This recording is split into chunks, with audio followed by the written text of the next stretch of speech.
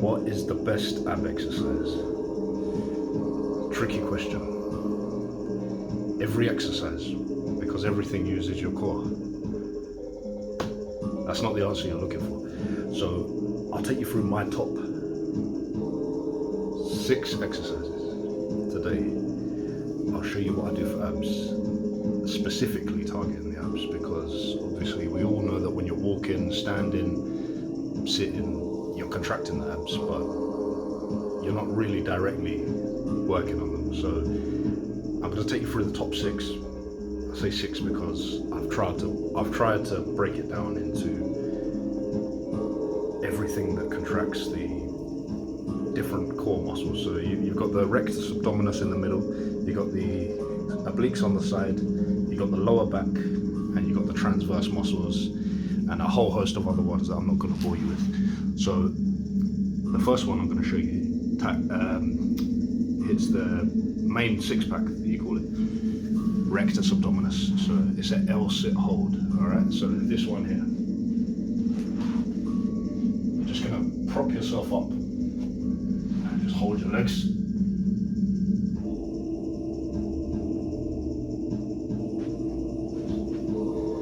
Yeah, simple. I mean, it looks easy, but believe me, it's not.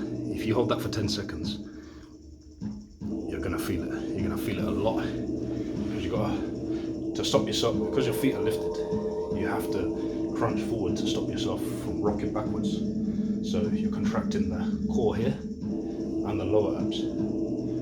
The next one I'm going to show you is a lateral crunch. So watch this. If you're a runner, you should be doing this on a regular. So you're here, just like that.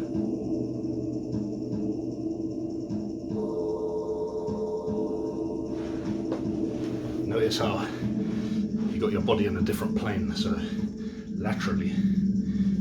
So obviously, when do you ever work in that plane of motion? Never. So it's good to train in different planes against different forces through gravity taking its toll on your body. And the fact that you're moving your leg up and down means that you have to stabilize even more to stop your body from, kind of falling over. So that's really good for, I'd say, the transverse muscles and the obliques. And obviously, when you bring your legs in, you're going to be working a lot of the, they call it the iliopsoas, which is the lower abs. Next one is back extensions. Back extensions are pretty basic. Most people should have done back extensions. Okay, so watch this.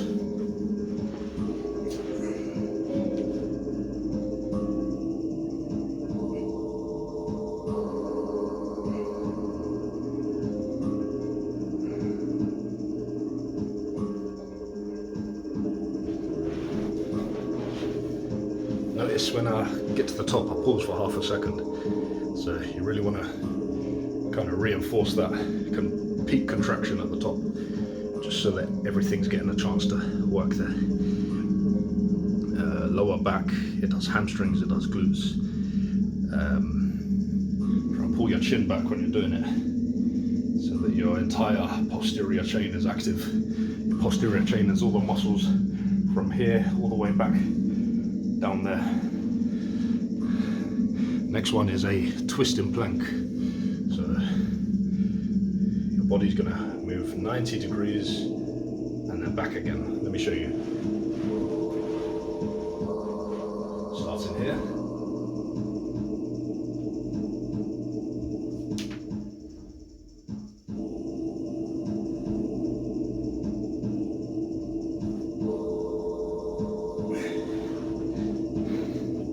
So you do 10 reps on each side.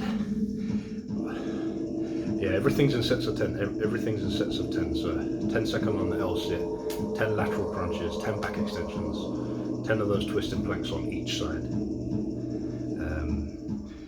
I need to make clear that when you're doing that, you're not just reaching with your hand and keeping your shoulders there. Okay, you actually need to pivot around one shoulder and move your body through space around that pivotal point.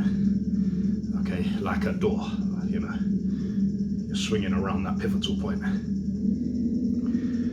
Next one, a lot of you probably never seen this before, but I used to do this as, it's like it teaches you how to brace your core. So it's a plank bounce. So every time you hit the floor, you need to brace, be as stiff as you can, and then react off that. So reaction. Watch this. So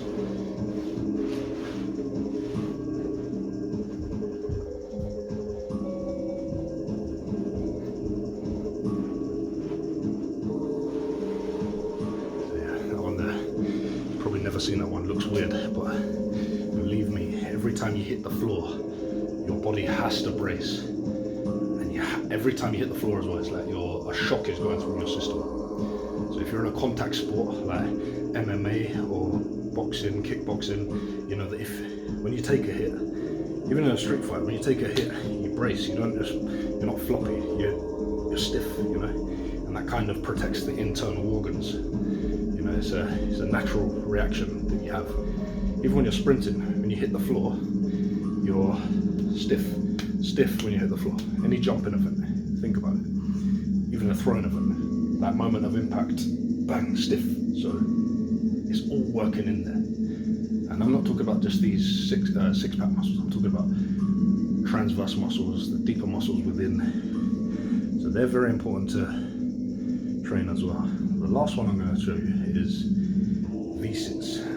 The reason why I put V-sits in there is because they're highly, I'd say the technique is highly hard to actually master. They look easy, but closing your body at the same time, like a piranha plant, is pretty tricky. So let me show you this.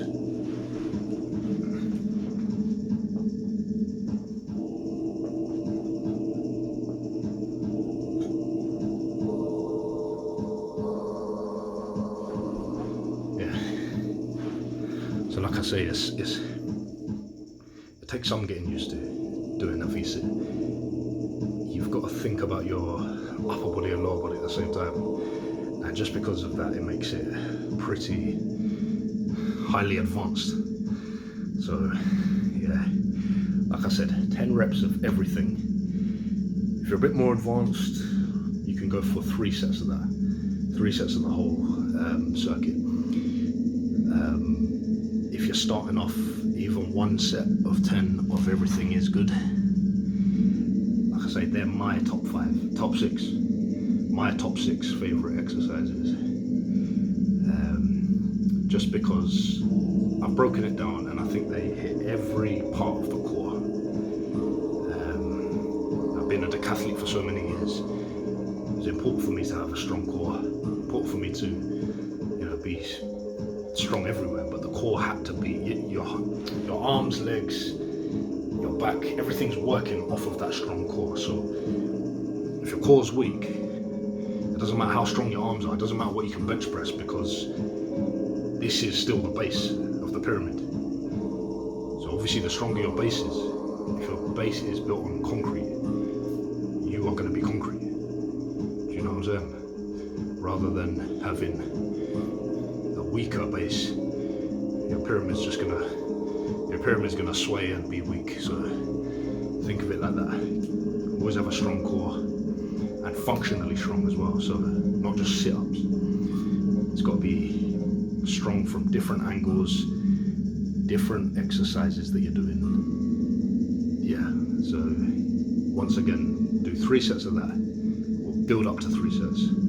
If you like the content, share it, subscribe to the channel, comment in the comment section, and yeah, I'll see you next time.